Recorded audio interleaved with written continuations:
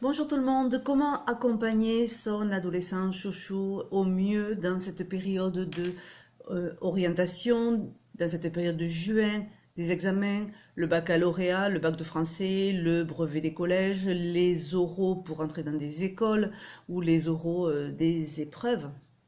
Donc vous aimeriez accompagner votre adolescent au mieux, mais vous n'êtes pas très à l'aise parce que vous-même, vous n'êtes pas super bien vis-à-vis des examens, c'est-à-dire que vous, ça vous stresse autant que lui.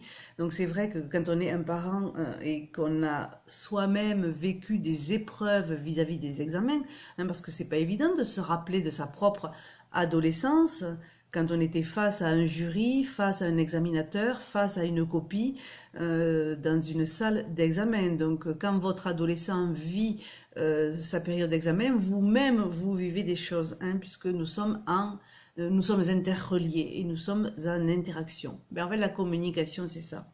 Donc en fait, c'est ce que vous dites va venir à partir d'un terrain que vous avez vécu. Exemple, si vous dites à votre adolescent « ça se passera bien mon chéri pendant les épreuves, aie confiance en toi », mais si vous-même, à l'intérieur de vous, vous vivez un stress, une angoisse, etc., votre chouchou, c'est ça qu'il va ressentir. Il ne va pas entendre le message « aie confiance en toi », il va entendre le paraverbal, c'est-à-dire tout ce qu'il y a derrière ce message. Et tout ça, je l'explique dans ma formation là, en 6 modules sur la communication.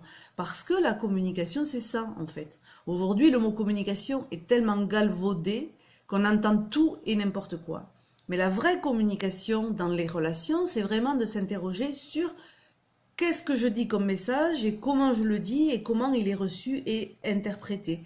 Il y a un phénomène qui se crée dans le dialogue où chacun va ressentir des choses au fur et à mesure. Et en fait, comprendre ça, c'est vraiment comprendre la relation avec son ado pour pouvoir trouver des solutions, les siennes propres. En tant que parent, on a envie de trouver des solutions parce que la solution magique n'existe pas. Si je vous dis par exemple utiliser la CNV, qui est un super outil, mais si je vous dis par exemple utiliser la CNV pour aider votre adolescent, ça ne va pas fonctionner. Ce n'est pas suffisant. Il y a des choses à comprendre. Alors, quand votre ado s'oppose ou se braque, j'aimerais que vous vous disiez maintenant, je n'ai pas appris à communiquer et je vais essayer de comprendre.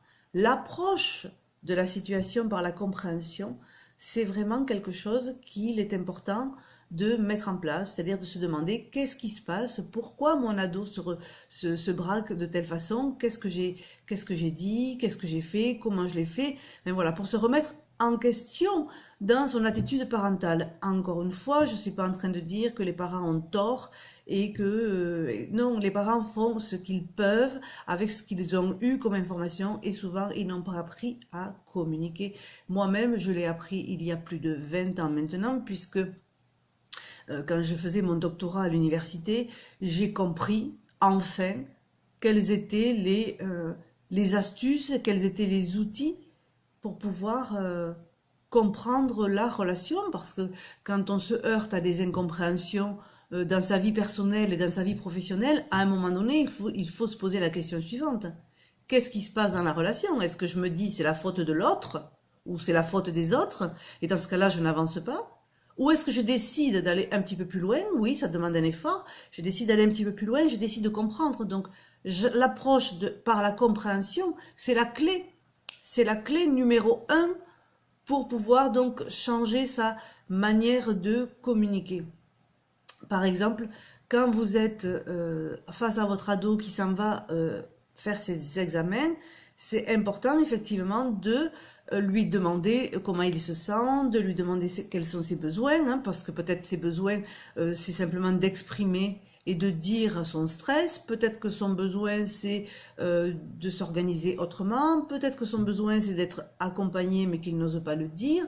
Peut-être que son besoin, c'est d'être écouté. Vous voyez, donc il n'y a pas un seul besoin. Il y a votre adolescent et vous-même dans une situation. C'est pour ça que si je vous dis là maintenant, votre adolescent a besoin d'être écouté, c'est pas forcément vrai. C'est pas forcément juste. Peut-être que votre adolescent a besoin d'autre chose. Donc en fait, si je vous disais votre adolescent a besoin d'écouter, ben je vous mentirais. C'est pas forcément ça, vous voyez? Donc c'est important de passer par l'approche compréhensive, l'approche par la communication, pour pouvoir traduire ce qui se passe.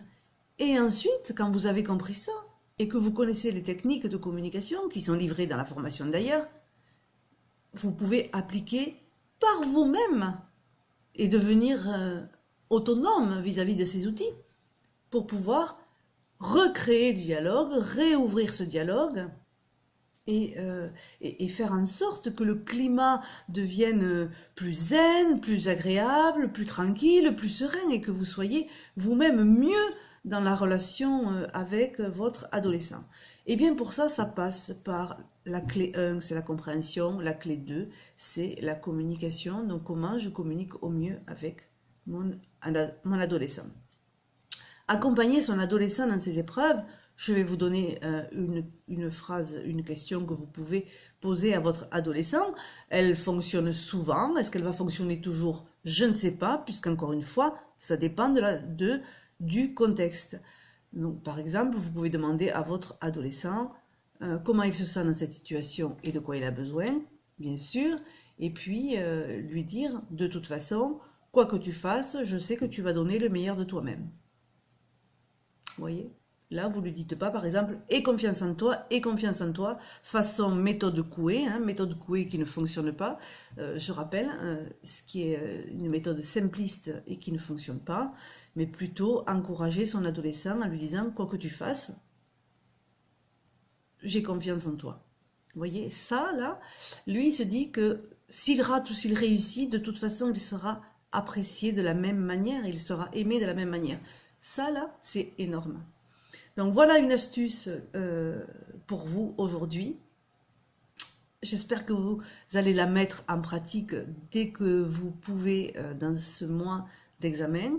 Je vous rappelle que le module 2 de la formation va être livré demain sur le groupe privé Facebook, que le module 1 comprenait des outils pour pouvoir dédramatiser dans une situation, dans la relation avec votre adolescent, que le module 2 va faire une liste donc, des principaux pièges dans lesquels les parents tombent, donc les pièges de la communication, donc comment les repérer pour ne plus justement tomber dedans et pouvoir les déjouer et trouver des alternatives.